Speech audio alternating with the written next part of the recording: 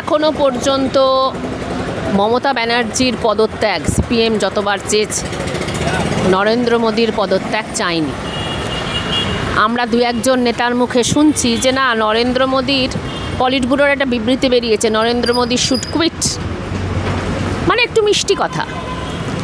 আর তারা ফেসবুকে দিচ্ছেন যে মানুষের উচিত নরেন্দ্র মোদীর পদত্যাগ চাওয়া।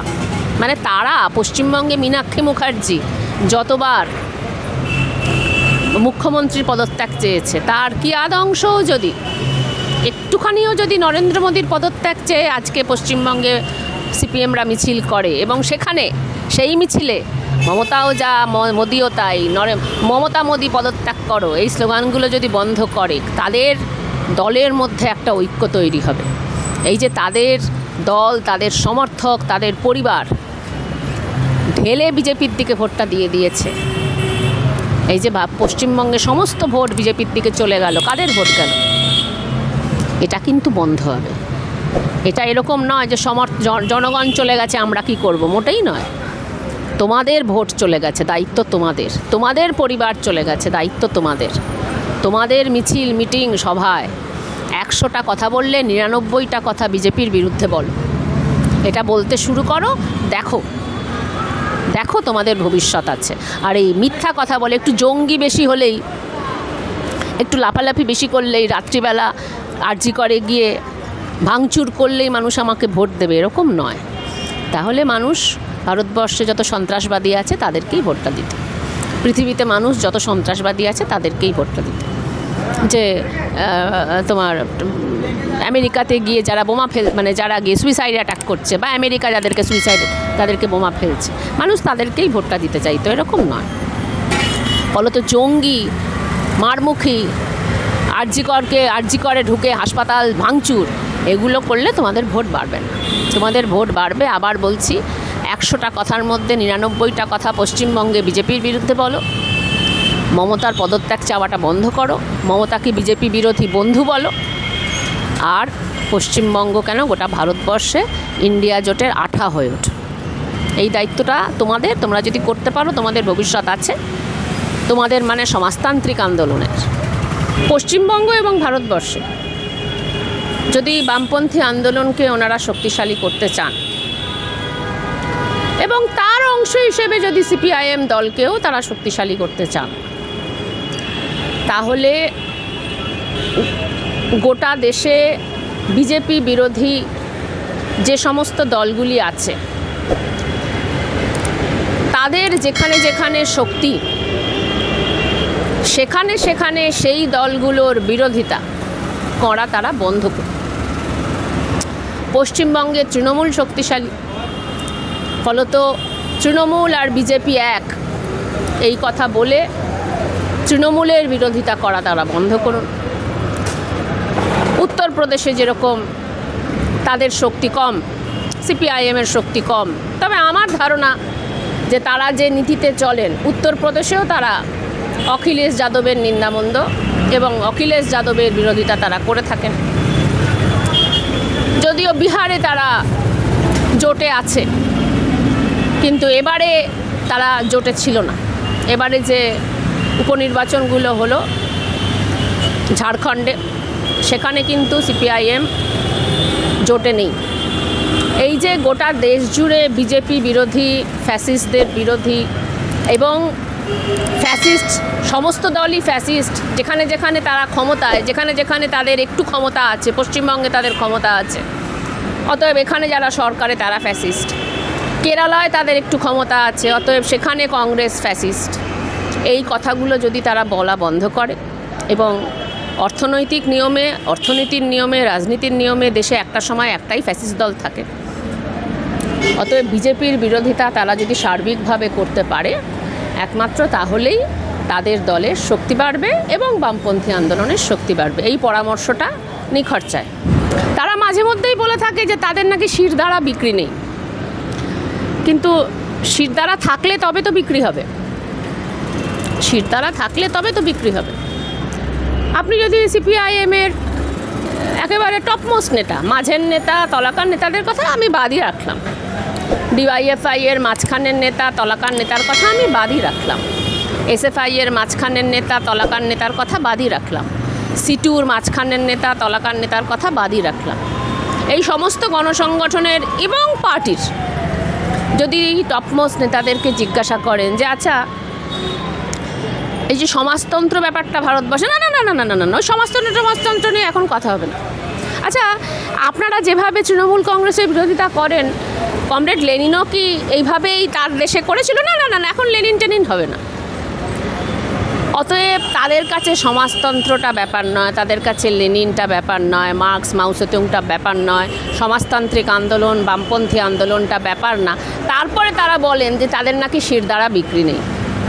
শিরদাঁড়াটা তারা অনেক দিন আগেই বিক্রি করে দিয়েছেন। ওই বাইপাস লবির যারা কর্পোরেট সেক্টর, তাদের কাছে স্বাস্থ্য সেক্টর, তাদের কাছে তারা বিক্রি করে দিয়েছে। কমরেড রতন টাটার কাছে তারা বিক্রি করে দিয়েছে। ফলত শিরদাঁড়া এখন সমাজতন্ত্র, মার্কস এঙ্গেলস, পৃথিবীর ইতিহাস, ভারতবর্ষের ইতিহাস বললে তারা আঁতকে উঠবেন। তারপরে তারা বলবেন যে তারা ডিজিটাল মাধ্যম, অমুক মাধ্যম, তমুক মাধ্যম, মানে যেন বা অন্যান্য দলগুলো জিতছে ডিজিটাল মাধ্যমের দৌলতে, যেন বা অন্যান্য দলগুলো, ট্রাম্প যেন বা জিতছে বিজ্ঞাপনটা ভালো করে করেছে বলে, বিজেপি যেন বা জিতছে বিজ্ঞাপনটা ভালো করে করেছে বলে। এই যে প্রচার, এগুলো আহাম্মকরা বলে। একটা রাজনৈতিক দলের মানুষের ওপর যদি আস্থা থাকে, তাহলে তাদের এই যে মনের কথা, যে মানুষকে ডিজিটাল মাধ্যম উল্টোপাল্টা মিথ্যা কথা বলে মানুষের কাছ থেকে ভোটটা আদায় করেছে, ব্যাপারটা এরকম নয়। বিজেপি যে মিথ্যা কথা বলে এটা মানুষ জানে। যদি বিজেপি বিরোধী শক্তিগুলো ঐক্যবদ্ধ থাকতো, মানুষ কিন্তু ভোট এবার দেয়নি বিজেপিকে, অনেক কমিয়ে দিয়েছে। হ্যাঁ, ধর্মের প্রশ্নটা আলাদা, বা সেই ধর্মের প্রশ্ন নিয়েও কিন্তু কোনো যথাযথ রাজনৈতিক যুদ্ধ বিরোধীরা করে উঠতে পারেনি। হিন্দু ধর্মের প্রসঙ্গেও কোনো রাজনৈতিক যুদ্ধ, ধর্মনিরপেক্ষতা প্রসঙ্গেও কোনো রাজনৈতিক যুদ্ধ বিরোধীরা করে উঠতে পারেনি। এটা শুধু ঘৃণা ভালোবাসার প্রশ্ন নয়, এটা একটা রাজনৈতিক যুদ্ধ।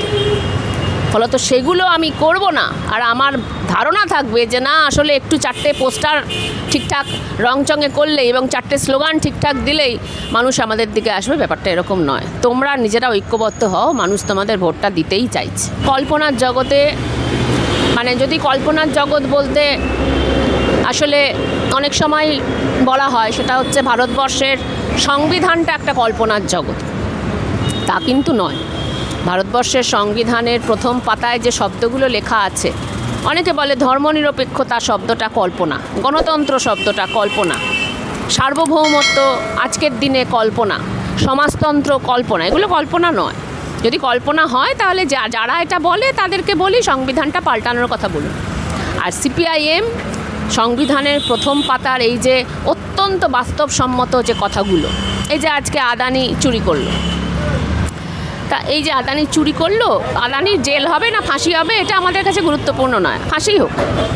কিন্তু কথাটা হচ্ছে আমাদের দেশের যারা সরকার এবং যারা প্রশাসন, এই যে মাধবী বুচ, তার মাইনেতে তো আমার তোমার হাত আছে। এই যে আমি চাটা খাচ্ছি, এই ট্যাক্সের টাকাটা তো মাধবী বুচের মাইনের জন্য যাচ্ছে। আচ্ছা, এই মাধবী বুচ, নরেন্দ্র মোদী, এই আমাদের নির্মলা সীতারামন, সে যদি গত 2 বছর ধরে বলতো যে না আদানির শেয়ারের অবস্থা কিন্তু ভালো নয়, বিজ্ঞাপন দিত, তোমরা কেউ আদানির শেয়ার কিনো না, LICকে যদি বাধ্য না করতো আদানির শেয়ার কিনতে, যদি বলতো না আদানি ফল করবে, আদানির অবস্থা খুব খারাপ, আদানির বিরুদ্ধে তদন্ত চলছে, আদানি দেশে দেশে গিয়ে তার শেয়ারের কথা মিথ্যা কথা বলেছে যে না আমার অনেক উঁচু, আমার শেয়ার বিরাট হাই, আমি এখন বিরাট লাভবান, আমি যে কোম্পানিটা খুলবো সেটা বিরাট লাভবান হবে, আমি যে সোলার প্যানেলটা দেবো সেটা বিরাট লাভবান হবে, এই যে মিথ্যা কথাগুলো বলে গেছে। তাহলে এই যে মাধবী বুচ, নরেন্দ্র মোদী, নির্মলা সীতারামন, এদের তো শুধু ভোট দিই না, এদের মাইনেতে আমাদের হাত আছে, আমরা পয়সা দিই। ভারতবর্ষের সর্বোচ্চ আদালত যদি এই গত 2 বছর ধরে হিন্ডেনবার্গ রিপোর্ট নিয়ে এরকম টালবাহানা না করতো, সেবিকে দিয়ে ঘাট ধরে কাজটা করাতো, অথবা যদি সুমোটো মামলা করতো, আরজি করে যেরকম করেছে, তাহলে তো তুমি আজকে পরিশ্রম করে কাজ করছো, সকালবেলা বেরিয়েছো, রাত্রিবেলা ফিরবে, তুমি ভাবছো যে না আমি যা মাইনে পাই তাতে তো ঠিকঠাক হয় না, একটা কাজ করি, কিছু শেয়ার কিনে নিই, যখন প্রয়োজন হবে শেয়ারটা বিক্রি করব, আমার বাবা মার চিকিৎসার সময় বিক্রি করব, বা আমার নিজের জন্য কিছু কারণে আমি বিক্রি করব। তুমি ভাবলে যে না আদানির শেয়ারটা তো ভালো, এখন বেশ রমরমিয়ে চলছে, ওর শেয়ারটাই কিন। LIC যখন কিনছে আমি কেন কিনতে পারবো না? এই আজকে যে ফলটা করলো, ক্ষতিটা কার হলো, বিপদটা কে পড়লো? তাহলে এই যে মাধবী বুচকে পদত্যাগ করতে হবে, তাকে অপসারণ করতে, পদত্যাগের প্রশ্নে তাকে অপসারণ করতে হবে, করে তাকে গ্রেপ্তার করতে হবে, ইডি সিবিআইকে পাঠাতে হবে ভারতবর্ষে এই প্রত্যেকটা আমলার বাড়িতে এবং নরেন্দ্র মোদীর বাড়িতেও, যে তুমি কেন এতদিন চুপ করে বসেছিলে? তোমার ছবিতে সবথেকে বেশি আদানির সঙ্গে দেখা গেছে। পশ্চিমবঙ্গে সুদীপ্ত সেনের ছবি যাদের সঙ্গে দেখা গেছিলো তাদেরকে গ্রেপ্তার করা হয়েছে। আগে তদন্ত পরে গ্রেপ্তার কেন তোমার বেলা, মাধবী বুচের বেলা? বিরোধী দলের নেতাদের ক্ষেত্রে তো আগে গ্রেপ্তার হয়েছে, পরে তদন্ত হয়েছে, 3 বছর পর তারা ছাড়া পাচ্ছে। তাহলে এই যে প্রশ্নগুলো, এই প্রশ্নগুলো কল্পনার জগৎ নয়। এই জন্যই ভারতবর্ষের সংবিধানের প্রথম পাতায় এই কথাগুলো বলা আছে যে আদানিদের এই রকমভাবে রমরমিয়ে একচেটিয়া কারবার করতে দেওয়া যাবে না। ধর্মনিরপেক্ষতার কথা বলা আছে যে সংখ্যালঘুদের ক্ষেত্রে বিশেষ অধিকার দিতে হবে। এই বিষয়টার সঙ্গে সিপিএমের আর কোনো সম্পর্ক নেই।